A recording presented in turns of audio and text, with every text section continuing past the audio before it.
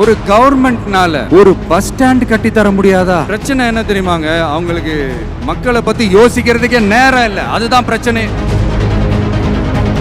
இந்த காஞ்சிபுரம் மாவட்டத்தோட bus stand 60 வருஷத்துக்கு முன்னாடி கட்டினதா. அண்ணா அவர்கள் ஆட்சிக்கு வந்தப்போ கட்டியிருப்பாங்க போல. அது இன்னும் புதுப்பிக்க கூட முடியாம கேட்டா என்ன சொல்லுவாங்க, அந்த லேண்ட் கேஸ்ல இருக்குது. இல்ல நான் கேக்குறேன், ஒரு கவர்மெண்ட்னால வேற ஒரு நல்ல இடத்தை தேர்வு செஞ்சு ஒரு பஸ் ஸ்டாண்ட் கட்டி தர முடியாதா?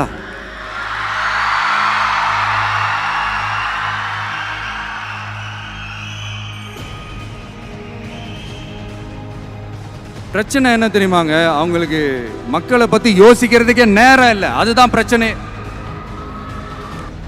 இப்படி மக்களுக்காக மக்களோட பிரச்சனைகளை எடுத்து பேசுறதுனால ஆட்சியில் இருக்கிறவங்களுக்கு நம்ம மேல ஒரு ஆத்திரம் வரத்தானே செய்யும்.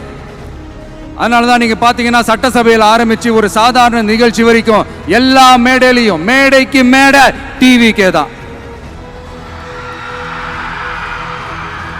டிவிக்கே அவதூறு, அவதூறு டிவிக்கே, டிவிக்கே அவதூறு, அவதூறு டிவிக்கே. இதுக்கெல்லாம் கண்டிப்பா நாங்க பதில் சொல்லுவோம், சொல்லாமலாம் இருக்க மாட்டோம்.